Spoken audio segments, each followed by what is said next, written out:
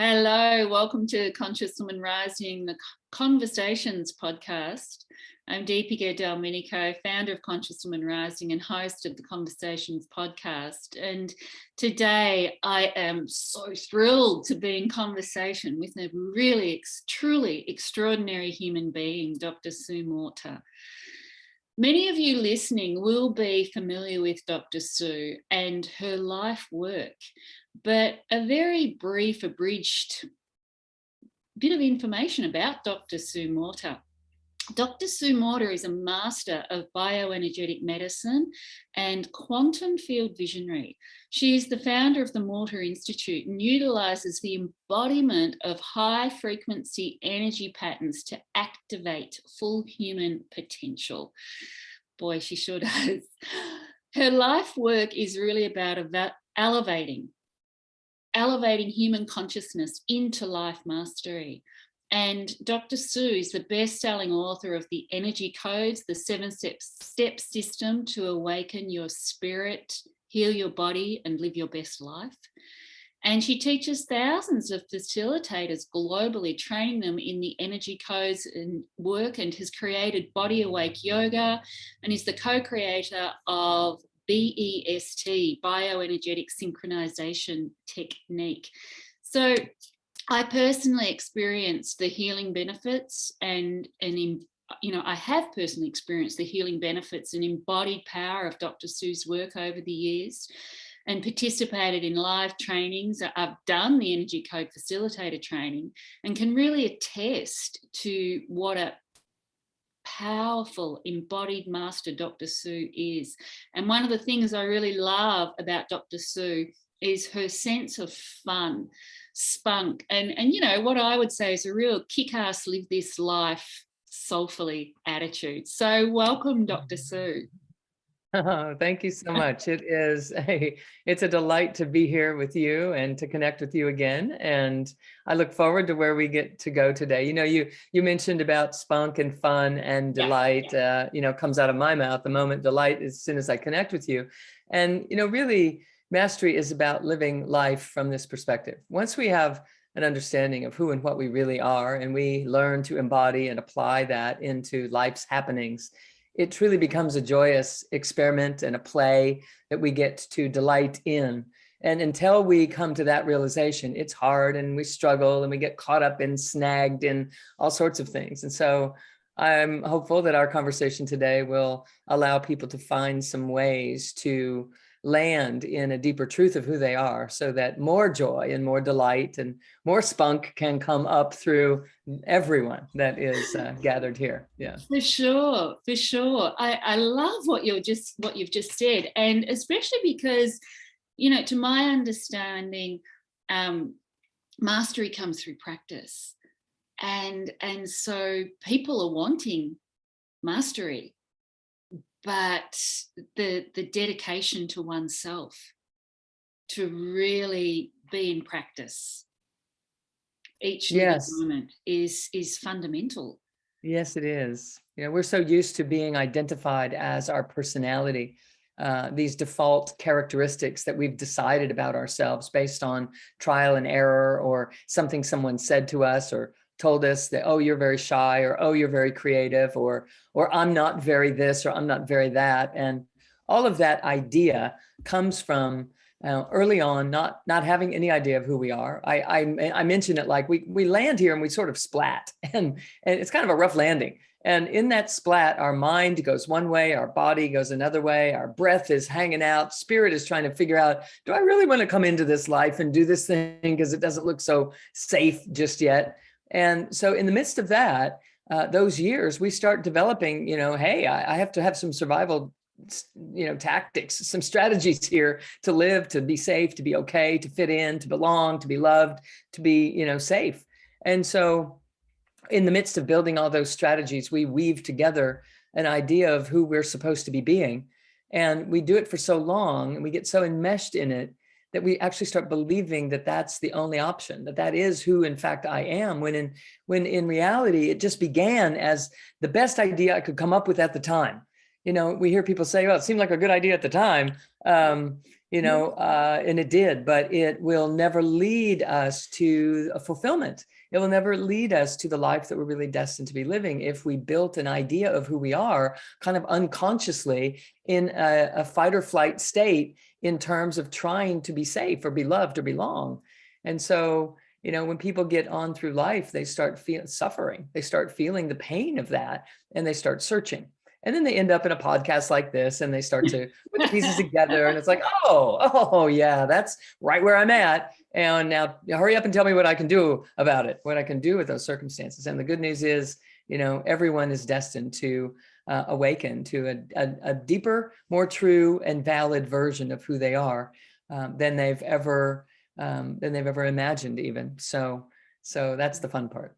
Yeah, and what you're talking about is perspective too. And I'm having this imagery listening to you of this really tightly bound, rigid, very, very small perspective of who we think we are, or who, people can experience from day-to-day thinking they are, in this perpetual flight and fight state. So it's bound, it's just simply not sustainable, and it's not fun. It is hard work.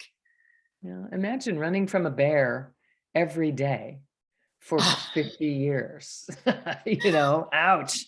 And no wonder we're exhausted. No wonder we're scattered. No wonder we're freaked out. And even though some people have got a handle on that and they started strategizing and getting good at running from that bear, in my clinic, I have for 30 years seen people come in that were top CEOs of Fortune 500 companies that would show up and be exhausted and burned out and fatigued and unhealthy and definitely unhappy, but very successful and very accomplished and very capable. And they've trained themselves to do all that. But the missing link is this deep connection of pulling back together from that splat that we were describing. We have to pull the mind and the body and the breath back together again before we will ever begin to connect with this infinite source of rejuvenation and healing and replenishment energy that is what we're actually truly made of, and that is available to us constantly.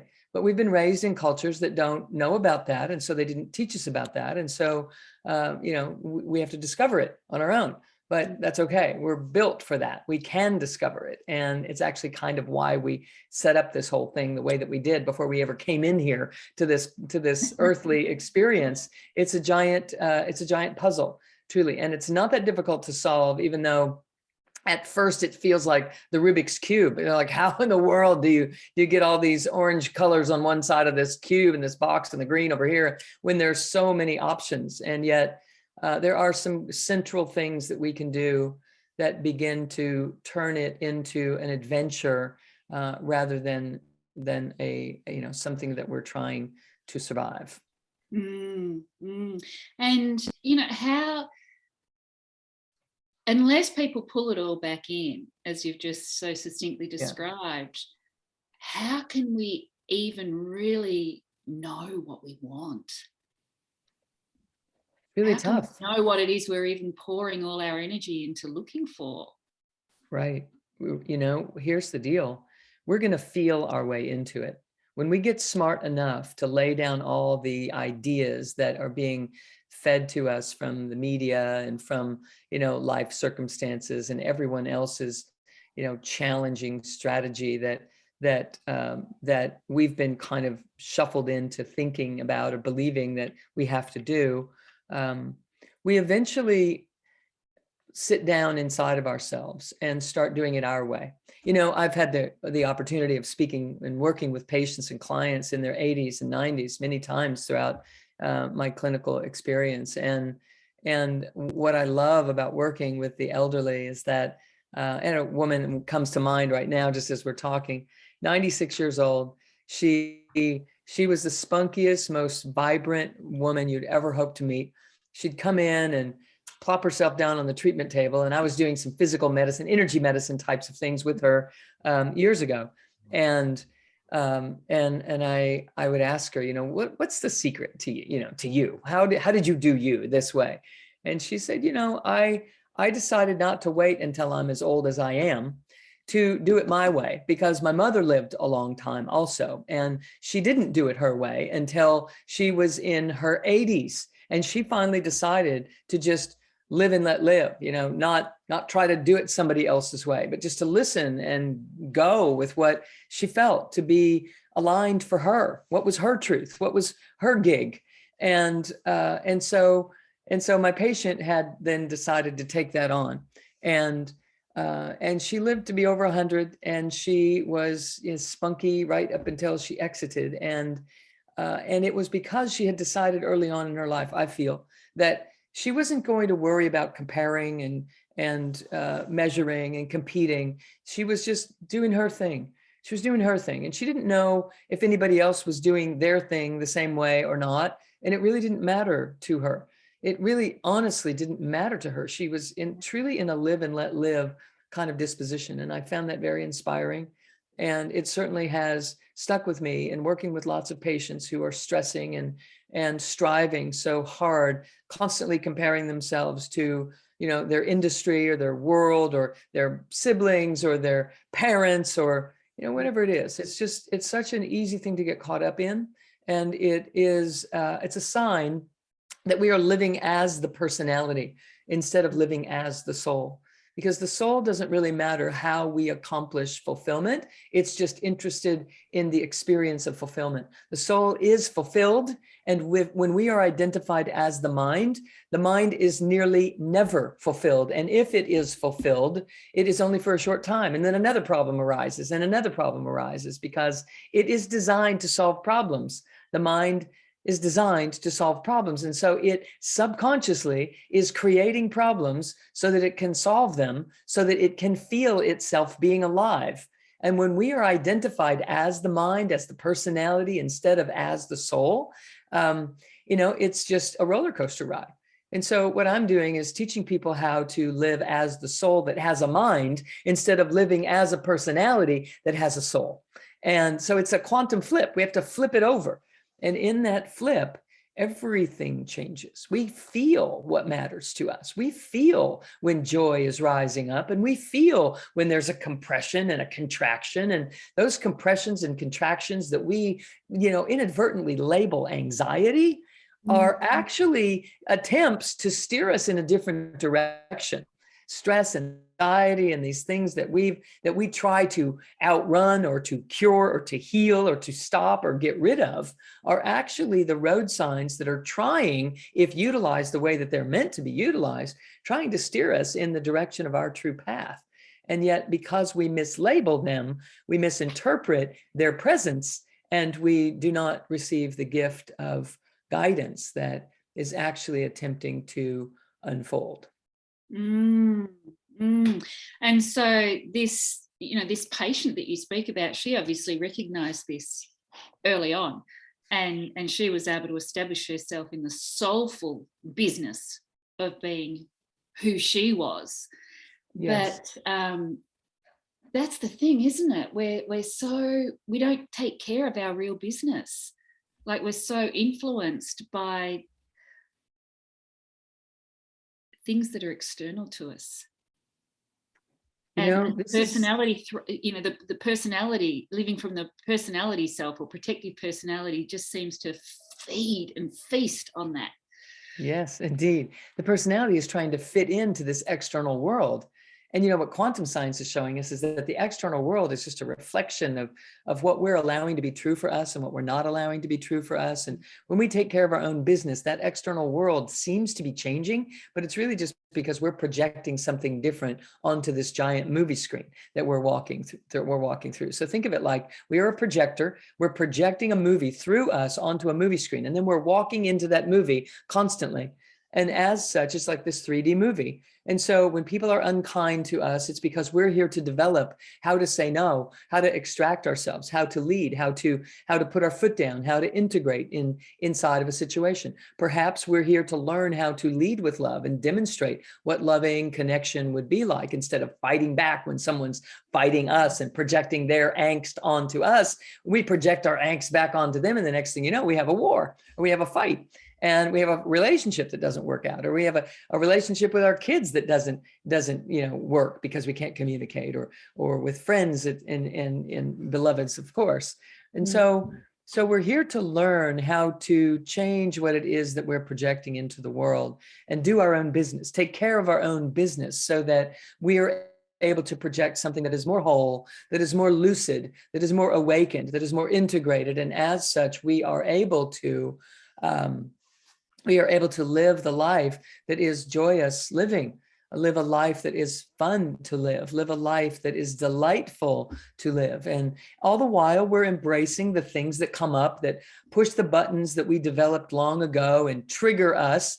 But those triggers are here as a sign to set us free. But we get triggered, and then we get into fight or flight again. And it's like a broken record. We just do it over and over and over and over and over and over again. And so we're here to learn to read the road signs differently, and to recognize that, hey, there's only one thing going on here. The universe is actually supporting your awakening, your unfoldment.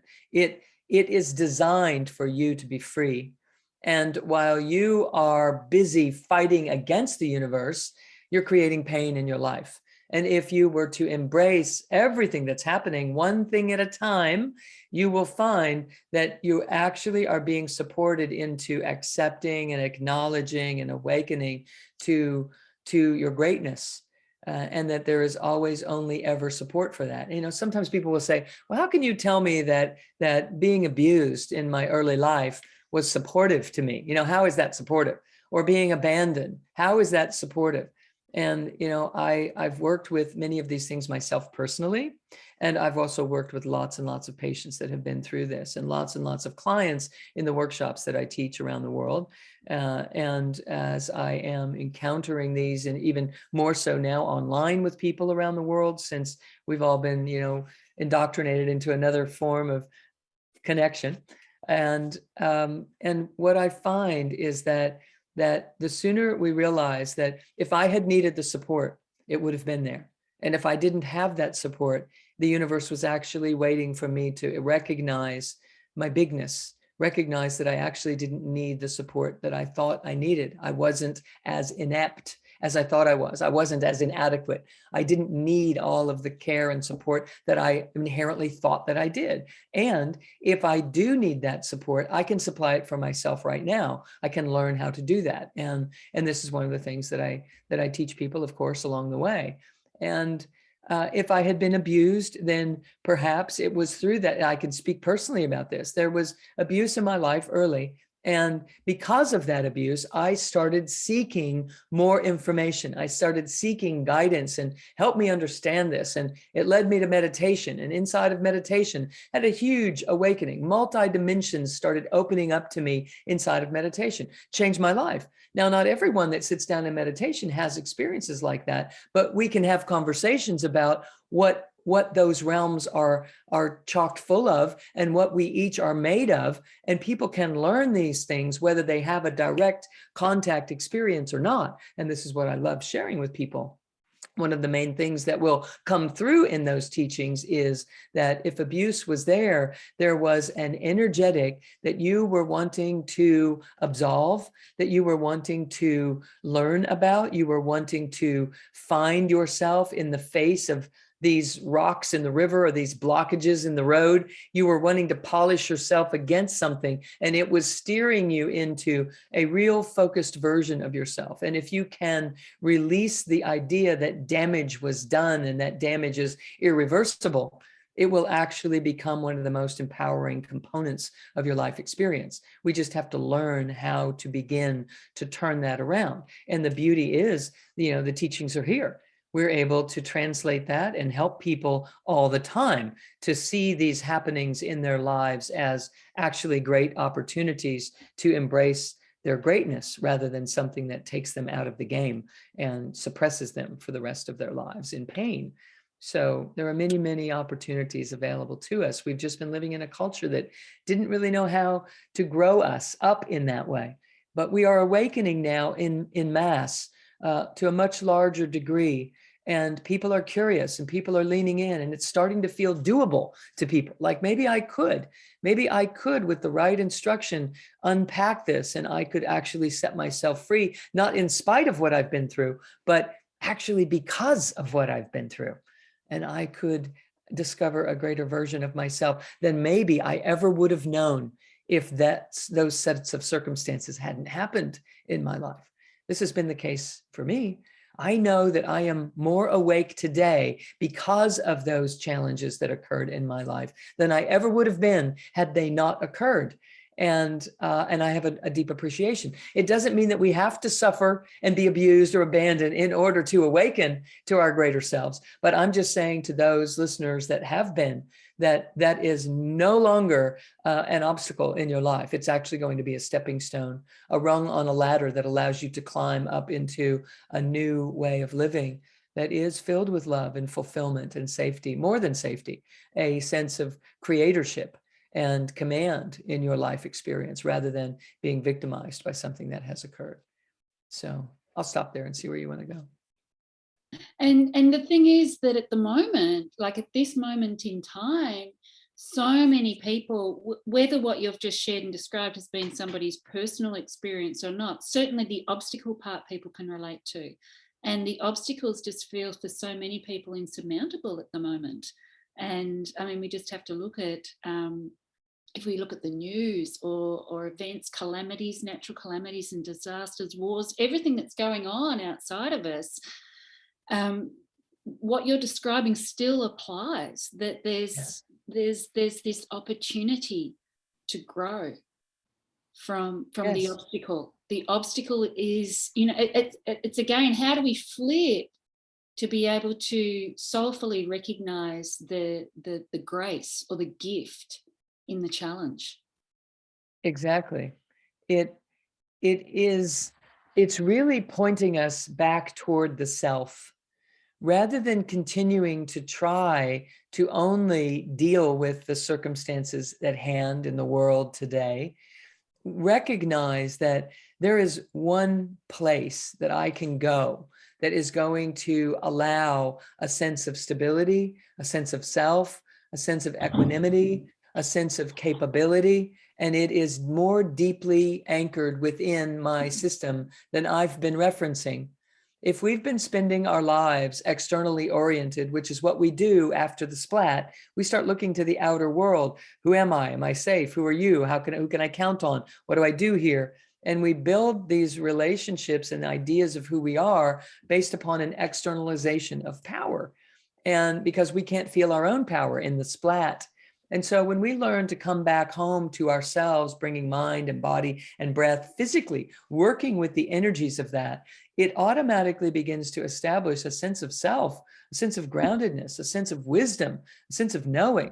Even if we don't know ahead of time what I'm going to say or what I'm going to do or how it's going to go or how things are going to turn out, I'll know when I get there that I'll know what to do if I'm plugged in to this wisdom self, to this version of self that is eternal, that has always been here. It's carried us through our lives. It's been here all along, but our personality is just kind of, bouncing along on the surface, trying to make do and survive and get by and do all the things that we learn to do to fit in and to connect and feel whole by that connection. But the very first connection that we have to make is this deep connection between the mind and the soulful self, the true, essential, authentic self.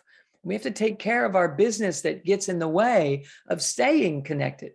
So the triggers and the buttons that we have that tick us off or scare us or frighten us or cause us to retreat and not participate or stymie and like we don't know what to do or we don't know what to think because so much falseness is being presented in the outer world. How can two opposite sides of every story be saying the exact opposite thing and convince us that the other is wrong no matter what they're saying? Where do we turn? Where do we go? Who do we believe? What do we trust? And the bottom line is we're here being directed back into the self, be directed onto the self and allow self to have the guidance because the self is a channel that is directly processing presenting itself here as the cosmos. We are made of the universe. We are made of this cosmic intelligence that compresses itself into physical form, into a body. And while we're here, we are here to awaken to remembering that that is the case, and that we're not just this skin and bones, five sensory personality. We are actually a stream of ongoing eternal presence that is presencing it here as this life that I'm living. And I am at will to aim it, to guide it, to steer it, to direct it with my own free will in any direction that I choose. And so when we're holding on to past grudges and we're holding on to ideas about ourselves that aren't true, like that we're not enough, or that we have to please someone else or fit into this group or this family dynamic or whatever it might be, when we're believing in all that, we're creating a reality as if that might as well be true. And all of our interactions and relationships are a reflection of that. But when we realize, oh my gosh, you know, I'm as much a part of this planet as everyone else. I'm as much a part of a family as everyone else in the family. I'm as much a part of this relationship as you are. I'm as much a part of this workplace as all of my coworkers. We collectively are equal in this way. And when that equanimity starts to set in, we start really operating in a different fashion. We are so much more free. We're not trying to prove ourselves. We're not trying to validate ourselves. We're not trying to control our environment so that we falsely feel safe. We're just liberated. And inside of that, there is so much joy and there's so much delight to experience in the challenges that come up and the circumstances that are unpredicted and the way life unfolds that no one can determine ahead of time with any form of consistency. When we stop trying to do that and we just know it's going to be fine. It's going to be fine. Whatever happens, it's going to be fine. Right? Yeah. So it's really, as you're speaking, it's like everyone's running around, myself included, with like a power cord, looking for a power outlet to plug in. And it's like, it's here. It's right. Like, turn it inward, plug it into self. And it reminds you. Right. We have solar power. We don't need to plug in. We have solar power. Yeah, exactly. I got to close the curtain. Solar power is right. making up with the imagery now. So yeah, it's, one of my teachers used to say of the Sid Vedas, Dr. Pankaj Naram, that 99% of people are only plugging into 1% of their Shakti, of their power. And what you're describing is a way, when you say, to plug into our own wisdom source, it's to really access that infinite intelligence, to access Absolutely. that infinite field within ourselves. And I love that, and the question then becomes, well, how do we do that? And I know and so appreciate, and what really drew me initially to your work is building circuitry, because it's also when we start to realize, well, hang on, none of this is true. It's all a big further, or what is true? I'm just living this false identification with self. It can be disorientating. Then, well, whoa, this is unfamiliar. This feels really unfamiliar. This is, and the new consciousness, when it starts pushing up and pushing out the old, it can feel quite discombobulating, I would say. Yeah, we're redefining ourselves. And if we think of it as a birthing rather than a letting go or a loss of some sort, or being disoriented because I don't know what to count on. When we turn it into an adventure and a birthing and a discovery, it is powered by the universe to continue what the universe has been attempting to do through us always. So we need to think of ourselves as a gateway.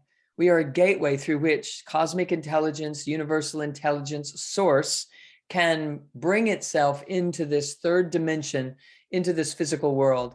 And as we open and surrender and allow ourselves to be this gateway, then what begins to happen is we start identifying as the source energy itself. The creative source energy is what's flowing through this gateway, and it is determining where I go and what I do and who I meet and the opportunities that unfold in my life.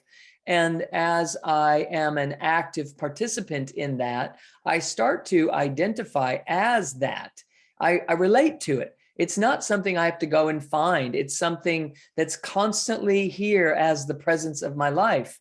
And as I'm allowing it to be the presence of my life, it guides my life experience in ways that are profoundly beneficial to me. It guides me into relationships that are beautiful and loving and supportive. And it guides me into jobs and projects and work and friendships that are the real deal and that are supportive to my expression in the world. And when we bump up against something, we now have more resource to dissolve the obstacle and to start to see it differently and to keep walking and dissolving these walls or these blockages along our path, because we are capable of seeing it differently in that real time, real moment. And this is something that people have to realize that everyone is capable of doing. So when you mentioned circuit building circuits, if we have all of our circuits, our neurocircuitry synapsing in the way that they're designed to be firing and synapsing, we can process every scenario in the way that I'm describing.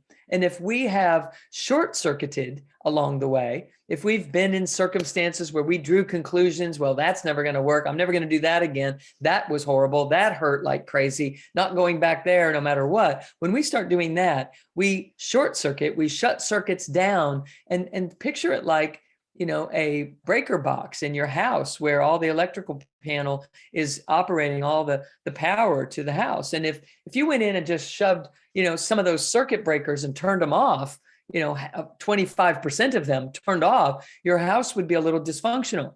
And so what we're saying is we have to turn the circuits back on, or we have to wire up new circuitry. If we never had them turned on, the circuits are there just waiting to be activated. And so we learn how to do that by working with those aspects of our system that are designed to allow us to operate at a higher and higher level by activating these circuits. So we can learn how to do that.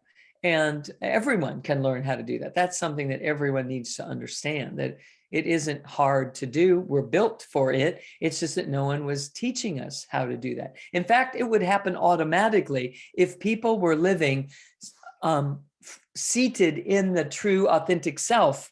But people are living way out here on the surface of life in this identified as this mind or this personality that has these descriptors. I'm too old, or I'm too young, or I'm not smart enough, or I'm not creative, or I'm not talented, or, I don't have what it takes, or I need one more degree before I can go, do something like that, or, I'm not married to the right person that will support me so that I can have what I want, or, all sorts of ideas that are just, they're not true. And they keep us in a box, so it's not a matter of identifying our limiting beliefs and then changing our beliefs to unlimiting beliefs. That isn't enough. It's been a process that humanity has been involved in now in a conscious manner for the last couple of decades. There's been a lot of conversation about identifying your limiting beliefs and changing them up and, getting it going in a different direction. But at the end of that day, we're still identified as a mind that now has better beliefs than the beliefs it used to have. And that's good. And we can heal more, and we can be more successful, and life will get better. But ultimately, there will be another step that we will have to take. And that is to no longer need to be identified as the person, the mind, the personality that has these better beliefs, but to realize we are a soul that has a personality, not a personality that has a soul. And when we make that flip, many, many things begin to change exponentially, where the thinking mind cannot take us. The life that we are truly destined to be living is not one that is carved out by the strategizing mind. It is truly carved out by spirit, by energy, by the essence of who we really are. at the end of the day, the biggest project that someone will take on, and it is a project that will solve and serve all other projects, and it is the project of learning to identify as the true essence of my being, to really be that, to allow that essence to be enough, to allow my inner feelings to be valid and worthy and carry me in the direction that I need to go. And that I will know in every moment to turn left, to turn right, to feel my way into these circumstances. So when you asked me, we don't even know what we want. How do we figure out what we want? Yes. We will feel our way into that answer. But people have to learn how to live in their body. People have to learn how to feel. People have been afraid of feeling because some of those feelings were not so fun early on in their lives. And so they kind of threw the baby out with the bathwater. They kind of decided feeling is not a good idea. So I'm just going to live in my head and get smarter so that I don't have to feel, because that was painful. And that's not the answer. It's just the answer that a surviving personality would conclude, well, here's how I'm going to deal with that. I'm just not going to feel. I don't want to feel. It was no fun. So I'm going to go think and be smart and control my environment so that I can have an easier life. The problem is it might get easier, but it will never be fulfilling. It will never be whole until we go circle back around and learn how to feel. And the beauty is we can learn how to feel in a way that is not painful, and that shows us what to do immediately as soon as some painful feeling is rising, what to do with that energy so that it serves us instead of, dupes us, instead of taking us out of the game. It actually makes us more awake to our magnificence and our glorious, beautiful presence. Oh, this is just stunning, Dr. Sue. Firstly, where are the bumper stickers that wear a soul with a personality? Because if people could read that in traffic, right, like a great idea on the road, right? Be a soul with a personality. And that, we're carved by spirit. That's just so beautiful. It's a stunning image. So I'm sure many people listening are like, well, here I am. What's the entry point? What's the how? What's the how for me? So what would you suggest as a practical starting point for people? What's a simple, practical tool or something that people can use each day to start to bring it all in back to this wholeness, where the woundedness, the pain can just be embraced? Yes. We are so much bigger than we think we are. We are so afraid and we need not be. We are so intimidated and we so need not be. We have been, disillusioned. We've been bullied. We've been misguided. We've been, abandoned. All sorts of things have happened. And so we have to know that it's okay, that we're even bigger than all of that, because we're still here. We're still standing. We're still listening to this podcast. So clearly there's something prevailing. And one of the things that I love to start people out with is to, of course, belly breathe instead of breathing in your upper chest. When you belly breathe, you are allowing the wisdom centers of the body to become activated. You're tapping, you're oxygenated more easily. Your cardiovascular system, your brain gets more oxygen when you breathe in your belly than when you breathe in your upper chest. And so belly breathing, it is immense. So just to be sure that everybody knows what that means, is when you inhale, your belly gets big. And when you exhale, your navel comes back to the spine. And when you inhale, your belly gets big. And when you exhale, your navel comes back to the spine. And that's the opposite of how many people breathe. Many people chest breathe. So they breathe and their chest gets big and then it drops. And their chest gets, raises up and then it drops. And the belly is actually kind of doing the opposite of what I just described. So switch that around and make sure that you are belly breathing. It is by far a stimulus that will take you out of fight or flight faster than anything else that you can do. In an instant, just take one deep breath in your belly, and it automatically triggers the nervous system into recognizing, okay, let's take another inventory here. Because when you're running from a bear, you don't breathe in your belly, you breathe in your upper lobes of your lungs. So drop into and breathe in your belly. Now, there's also a central channel of energy that runs through the body. It's an ancient Eastern term. It's called the Sushumna. I call it the central channel so that the Western worlds can kind of relate to it a little more easily, but it's the same. And it is the central core channel of the energy that we are. And the more we can keep our consciousness on it, and the more that we can serve it by breathing it some life into it, the better off we are as far as tapping into all the levels of our consciousness that we are truly comprised of. You know, we are made of deep ancient wisdom, and we are made of high intellect, of high intuitive executive brain centers are built to fire on translating universal intelligence, not just store-bought books and reading and learning from that perspective, but a high intuitive translator we are meant to be, that we are actually bringing the wisdom, bringing the possibility, not seeking it and searching for it, but allowing it to reveal from us. And so when we learn to central channel breathe, we start to integrate and tap that energy of who we really are. So we're not just tapping source, we're tapping source and then allowing ourselves to identify as that. We're made of source. Let me just explain briefly. If you were to take the unified field of consciousness, which is just everything out there, okay, and start compressing it, you would eventually create physical matter. All physical matter is made of compressed energy, and energy cannot be created or destroyed. It's just always been here, will always be here, and all we do is compress it into different forms. And we create a table, we create a car, we create a computer, we create a physical human body. It's all the same. It is compressed energy. And so it's kind of like, whoa, that's a wild thought. And the energy that we're made of that is compressed into this body is the energy of the universe. So you are made of the universe. There's nothing that you are not. You contain every vibrational frequency that is needed for wholeness, for happiness, for healing, for a divine presence on this planet. And so what we're talking about right now is enlivening more of the different vibrational frequencies of that energy, more of the little nuances that I've been ignoring because I didn't know this was true. I just thought I was me trying to do good in school and then trying to do good in college and then trying to, maybe I didn't go to college, maybe just be a good partner, be a good mother, be a good father, whatever. We just getting by.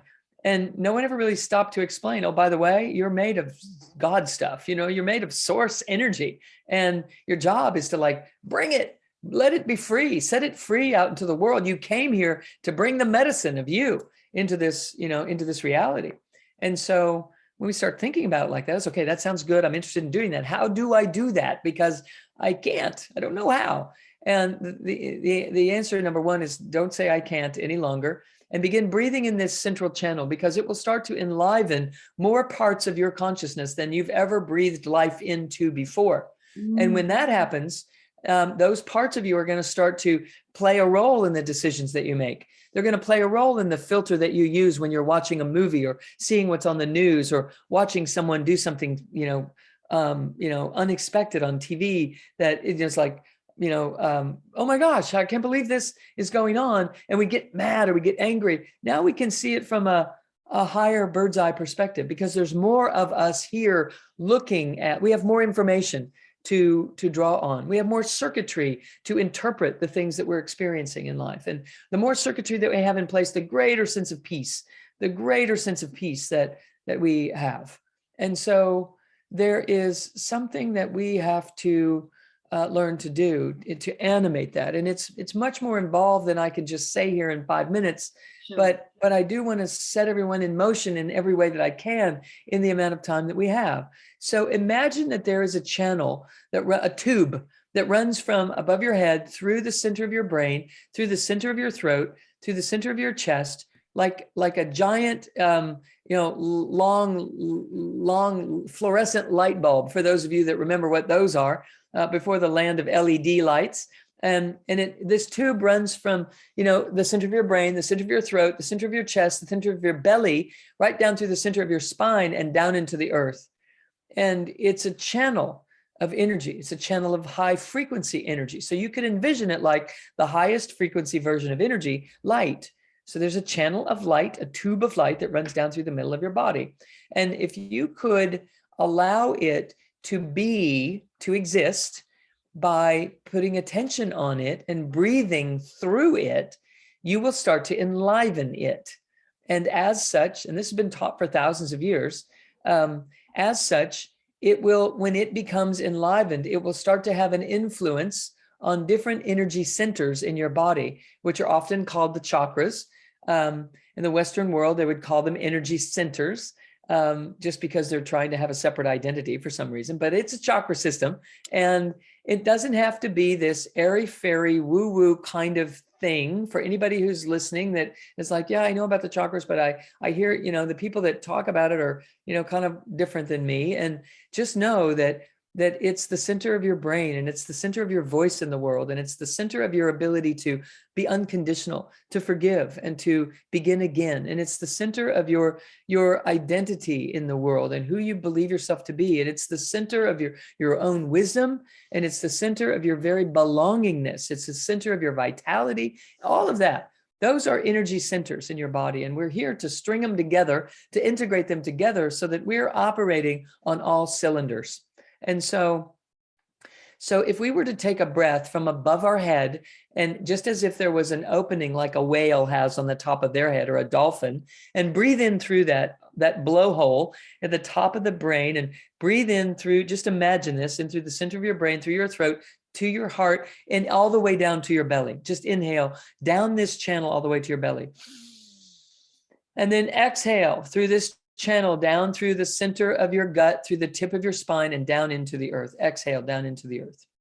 And then inhale up from the earth through the center of your spine into the belly again. And now squeeze your shoulder blades together and roll your eyes up, and allow those as two landmarks that you're going to exhale up through your heart, up through your throat, through that area right in front of your blades, right behind your eyes, and shoot your breath up out the top of your head. Now take a breath from overhead again. We're going to do the same thing. Breathe down behind your eyes, through your throat, to your heart, right in front of those blades that you're squeezing just a little, all the way down into your belly. And now here's one more. Squeeze the muscles in your pelvic bowl as if you were stopping the stream if you were going to the bathroom. Squeeze the muscles if you were stopping the stream. And exhale now through those contracted muscles right down into the earth. Keep them contracted for a minute. Shoot your breath right down through them. Now release them and inhale up from the earth into your belly. And then squeeze them again, and squeeze your shoulder blades and roll your eyes up. And all you're doing is kind of contracting the areas inside this channel, and exhale up through your heart, up through your throat, right up through those guide signs, and right up out the top of your head. This is a central channel breath. And what we're doing is anchoring ourselves in the body at the same time. Let's do it one more time. Take a breath in from overhead, breathe right in, roll your eyes up, feel that tension behind your eyes, or just the muscles working right there. Just breathe right in there, breathe through your throat, breathe through your heart, squeeze your shoulder blades, and it opens up the front side of your heart. Breathe all the way down to your belly. And it's going to start to just feel better to be you, because you're anchoring in this body. Now squeeze those muscles in the base of the pelvic bowl. And exhale, shoot your breath right down into the earth. So it's a lot to try to teach in just a moment, but let's do it once more. Let's breathe up from the earth. Breathe up from the earth. Release those muscles in the pelvic bowl. Breathe up from the earth. Fill your belly. It's easy. Just fill your belly. Now squeeze your shoulder blades. Roll your eyes up. Squeeze those muscles in the base of the pelvic bowl, and shoot your breath right up through that central channel and out the top of your head. So what gets to happen by doing that? Now let's just relax and come back into our regular conversation. But notice, everybody, if you've been doing that with me, you probably feel more presence inside your body. You probably feel like there's something uplifted, something a little bit more effervescent. If you look around the room, it might even look lighter in the room, because you're embodying a greater sense of high frequency energy called light. You're bringing it, drinking it into your body. Now there's one more, that's a practice to do. Just practice breathing that way. It's going to change you. And, on top of that, if you ever end up in a workshop with me, then you'll learn how to build the circuits and to sustain that in all sorts of situations in life. And there's one more thing that I'd like to share if we have time. Okay. Yeah, all right. Please do, Dr. Excellent. So there's one more thing that you can do. And I would actually practice this other one first because it's easier. But don't give up on this central channel breathing, because it will change you. It will change you. I've worked with hundreds of thousands of people in my lifetime. And I've worked with them one-on-one, and I've worked with them in large groups of people, sometimes 10,000 at a time. And what I know is that when we begin to integrate through that central channel breathing, we change who we think we are. It just starts to change. And when we change who we feel ourselves to be, we start interpreting life differently. And so I've cracked some, not me personally, but this work has cracked open some of the toughest nuts out there. People, and I don't mean nuts like crazy, but just like the hard shell, Yeah, like I'm totally, yeah, I'm totally terrified and I'm totally freaked out and I totally need you to tell me I'm okay. And I live in a constant state of anxiety. And in working with these people, they start to settle in. They start to live into these very words that I'm speaking. And they are different human beings, and they're a delight to be around, and they are changed and healed so much in their lives. It's opening and it's shifting, and this can happen for you. So here's another practice, and this one's a good one to keep in your pocket and practice it 20 times a day. Okay, if you can do that 20 times a day, maybe never not is where I'd really love people to be working. It's called subject, object, subject, and it's about staying on you instead of projecting your energy onto other, disempowering yourself, giving your power away, constantly looking to others for advice, constantly looking for, there's nothing wrong with finding a teacher who teaches you how to do something, but you make sure that teacher's teaching you how to be self-referencing. And that's exactly what I'm talking about. If you're going to find a teacher, you find a teacher that teaches you how to be self-empowered rather than you looking to someone else for your power. And this is exactly the point. So here's a little checkpoint for you. 20 times a day, maybe 10. Okay, maybe 2. I'd be happy if you did it once a day. All right. But if you would do it multiples, your life will change. And so right now, just imagine that someone is walking into the room, or if you're driving in a car, listening to this, imagine that all of a sudden someone's sitting in the passenger seat that pushes your buttons, that trips your trigger. If you're sitting in a room, imagine that person just walked through the door, and all of your energy, watch what it does. All of your energy goes over there, and you can feel a flush happen in your body. You can feel something happen as that energy is leaving your body and being projected onto them.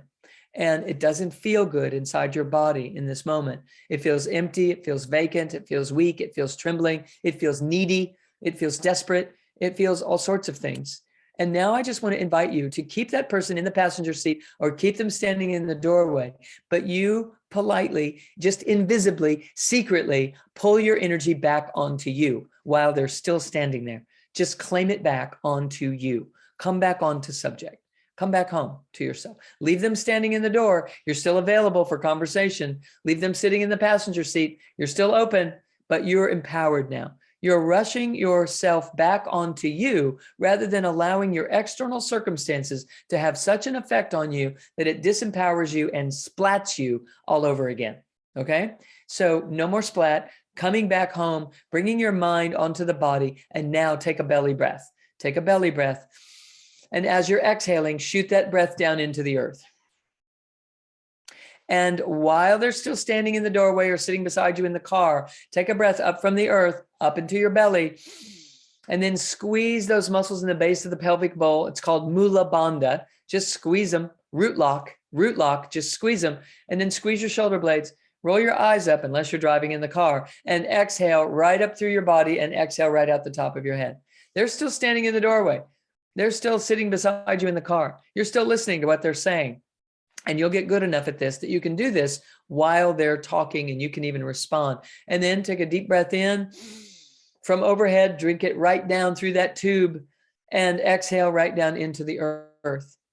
And as you're doing this, just notice that you're more grounded, you're more embodied, you're more fulfilled, you're more present, and you will begin to find yourself more empowered, more lucid, more landed here, and more magnificent. And in the midst of that, you will no longer be seeking their approval. You will no longer find the words that create the peace just to control your environment because you feel so afraid. You no longer agree to things that you don't really agree with. You're going to be able to have the wherewithal to simply say, let me think about that. And instead of saying, yes, whatever you say, you'll be able to say, you know what, I'll get back to you. Or you'll be able to say in real time, I see that you see it that way, and I can appreciate that opinion. And here's how I feel about it. And all the while, you'll be knowing that your opinion and their opinion are of equal value, and that you are here working in a collaborative fashion to find agreements that work for everyone involved, not just abdicating to what someone who is really representing an old abuser or an old abandoner or some part of your past, that they're representing that in your present, and that you're continuing to recreate your past in your present because you lost yourself in the splat. So now you're gathering yourself back from the splat, and you have the wherewithal to say, I hear you, and I can appreciate what you're asking, and here's what would work for me. And then we get to find a way that we meet in the middle, instead of me always doing it your way, or me having to leave in order to have my way because you just won't hear me. And then we lose another relationship, or we lose another opportunity. And this is a way that we can learn to stay, and we can learn to find our power. We have to learn to use the physical energies that are available to us here in this physical dimension, and use them on a physical level to help us find the spirit that we really are. Because the spirit that you truly are is not meant to be a doormat. It's not meant to be overridden. It's not meant to be abolished or to be abandoned. It is here to flourish. And if we are abandoned, it is because we are supposed to look within. If we were abused, it is because we're supposed to find our power within. If we have been marginalized in some way and prejudice used against us, it is because we are here to cultivate the true power within, so that when we rise, we don't rise in retaliation, we rise in wisdom. Because when we rise in wisdom, we rise as the greatest power on this planet. And that is what we are here to be.